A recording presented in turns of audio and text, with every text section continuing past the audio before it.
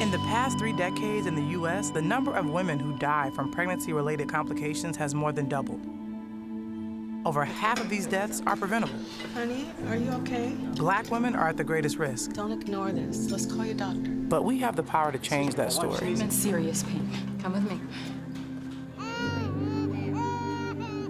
Learn how you can help moms receive the care, services, and support they need at saveourmoms.mtv.com. Over the past 30 years, deaths from pregnancy-related complications have doubled, with Black mothers being most at risk. The MTV Save Our Moms campaign and website were created to bring attention to this alarming trend and to provide actionable ways to support mothers. On behalf of the entire team who worked on this initiative, I'd like to thank the Alliance for Women in Media Foundation for this Gracie Award and for the opportunity to continue to shine a light on this important issue. Thank you.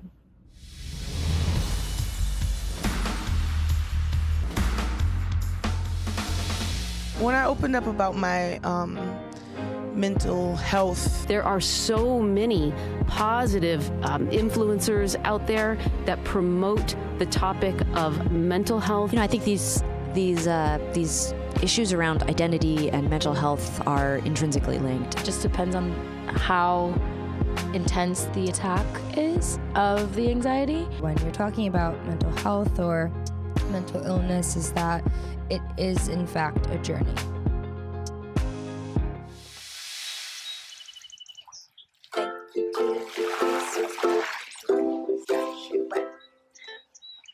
We kept on, I'm listening, during sunset.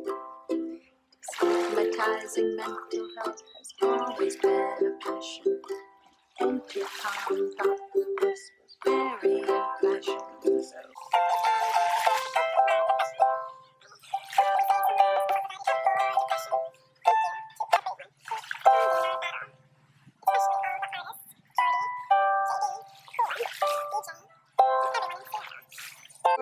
Due to coronavirus, my position was recently eliminated. So this is a bittersweet win for the brand I created.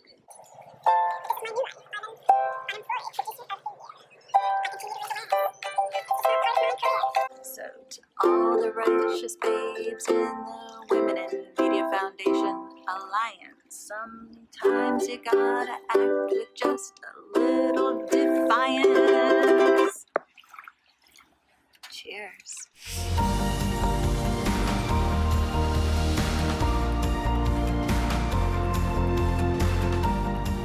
I was really nervous to come and speak to you about this because there's still a taboo that exists about pelvic floor health and talking about things like incontinence and pain during sex.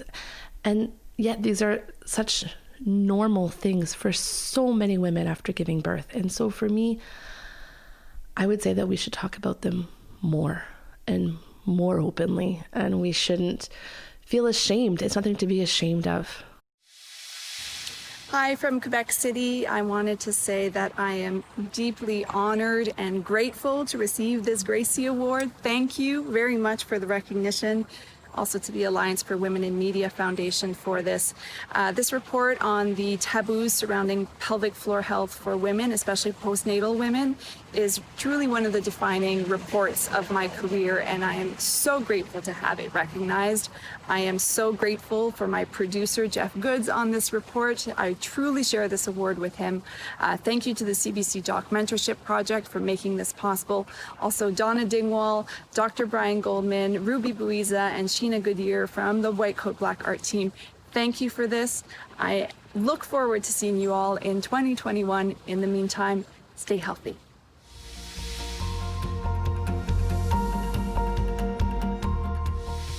When Arlen found out she was pregnant earlier this year, she was still finishing college and knew she didn't want a child. There's a clinic near her home in El Paso, Texas, but Arlen says she still faced obstacles to getting an abortion. I started researching about prices, and I was like, well, I don't have $500. So I was like, okay, there's got to be other ways.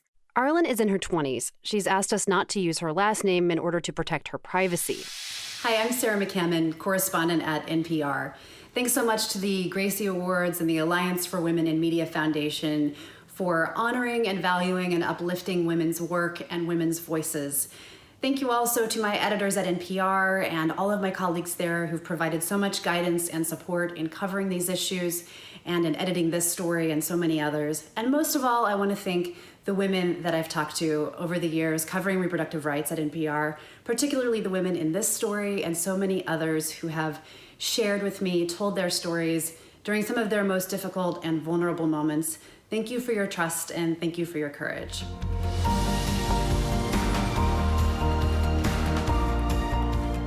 And here is her message to everyone who interacts with teenagers. Take the blindfold off and realize what is happening to the students in your district, to the students in your schools.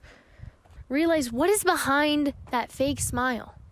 Realize what is behind their poor attendance. Realize what is behind their poor grades. Realize what is behind their bad behavior. Realize what it is before it is too late. Thanks to the Gracie's Awards and the Alliance for Women in Media Foundation. This is a real honor to get this award, especially in my 28th year of public radio journalism. I'd also like to thank my editors, especially Kate Schimmel, for giving me the time and space to put teens' voices at the center of this project. But the real heroines are teens like Amelia, who shared hours of audio diaries with me, helping me to understand the complex factors that go into rising rates of anxiety and depression in our teenagers. But there's hope in stories like Amelia's and others in the series, because these teens so eloquently and powerfully shared what the solutions are. It's up to us whether we choose to listen to them or not. Thank you again for this beautiful award.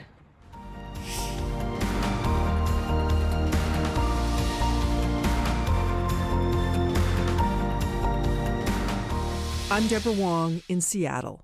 Michelle says Alex has always been smart and really sensitive. When he was a little kid, he was full of joy, but then something happened. When he hit middle school, it seemed like things just kind of fell apart. When Alex turned 13, he fell into a deep depression. He developed an eating disorder. He started hurting himself, and he became suicidal. At one point, Alex says, his mood was so low that he began to lose touch with reality. Hi, everyone from Seattle. It's such an honor to receive this Gracie Award, and I'd like to thank the Alliance for Women in Media Foundation. I'd also like to thank my editor at KUOW Public Radio, Carol Smith, and the Rosalind Carter Mental Health Journalism Fellowship, which supported a year-long reporting project looking at the rise of mental health challenges among kids and teens and what we can do to help. I'd also like to thank the families that came forward to tell me their stories in the belief that shining a light on mental illness is one of the best ways to reduce stigma around it. So once again, thank you so much for this award.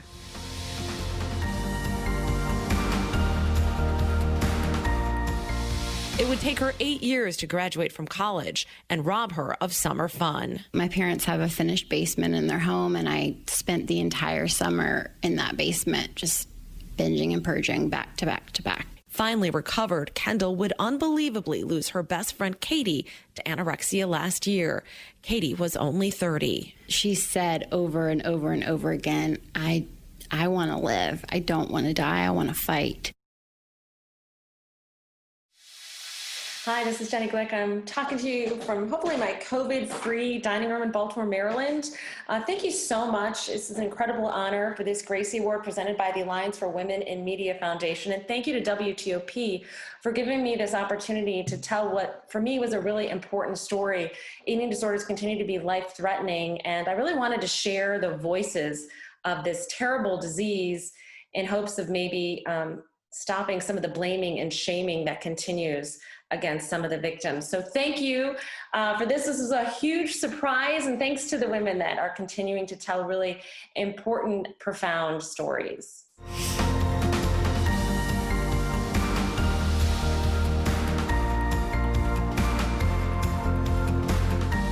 I found out about the milk bank after I gave birth to my first son. Mikael is his name.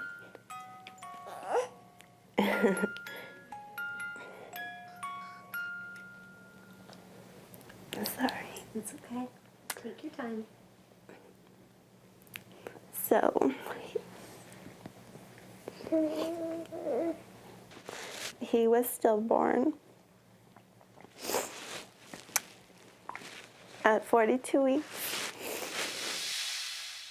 Thank you so much for recognizing the Mother's Milk Bank of Florida story that we produced at WESH with this Gracie. It has been an incredible honor. And when organizations like the Alliance for Women in Media Foundation recognize the work that we're doing here on a local level, it goes so far. Please know that recognition like this helps us to keep telling good local stories. And I just ask everyone who's watching, please continue to support local journalism. It is the bedrock of our communities, and we need all your help right now. Thank you again, and congratulations to all the winners this year.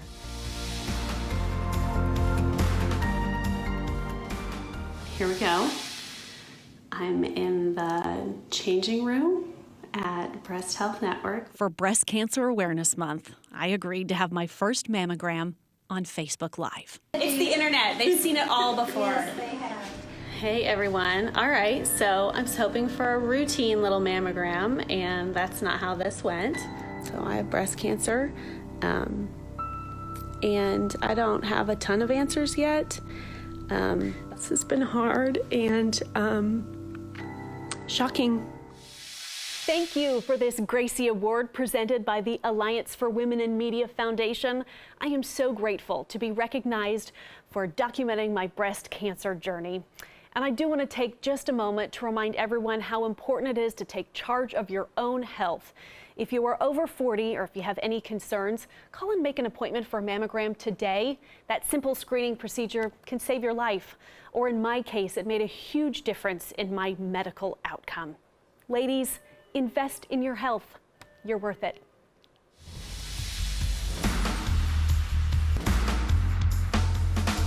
Francesca Newcomer is busy holding and burping a baby boy. Good job. At New York Presbyterian Brooklyn Methodist Hospital's NICU, short for Neonatal Intensive Care Unit, where the tiniest and bravest are fighting for their lives, born prematurely and too fragile to go home. Nurses and medical staff care for the babies around the clock with incubators that simulate the womb or protect the babies from the outside world until they're strong enough to make it on their own.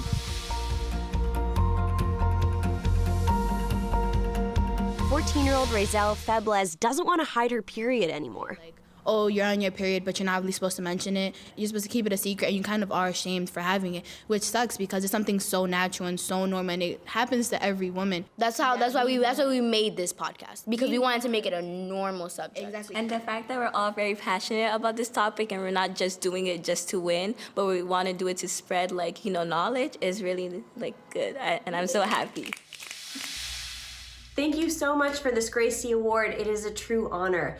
And many thanks to the Alliance for Women in Media Foundation for putting on these awards. Our story was about 8th graders in the Bronx talking openly about their periods, and they really inspired me to talk more about stories that matter to women, especially young women. I hope that they inspire you also.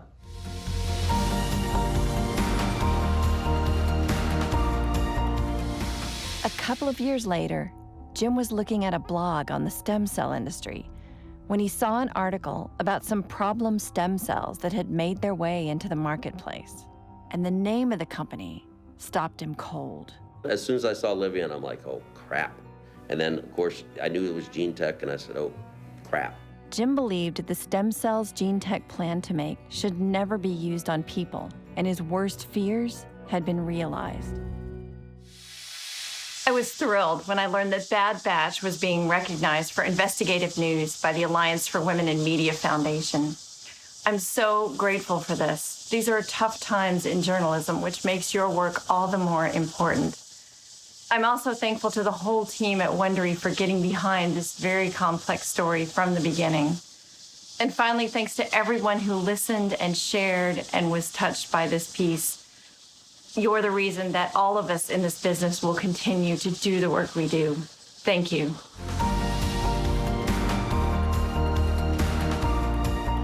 You're saying actually menopause means your brain is changing. Yes, your brain is actually changing. We tend to think about our brains as something that is isolated from the rest of us. Right. But in reality, if something is happening in your ovaries, your brain will also be affected. What I realized was that the criminal justice system wasn't designed to actually help survivors. The worst thing that happened to me wasn't being raped. It was being betrayed by my country's criminal justice system. Thank you so much to the Alliance for Women in Media for recognizing the third hour of today for our series Women's Wellness Disruptors with Maria Shriver. Maria is the perfect partner to champion these stories of women's health and well-being, from sexual assault survivors to endometriosis warriors and researchers studying the link between menopause and Alzheimer's. This series is about strong and unapologetic women fighting for equality in the healthcare they receive and in their daily lives overall.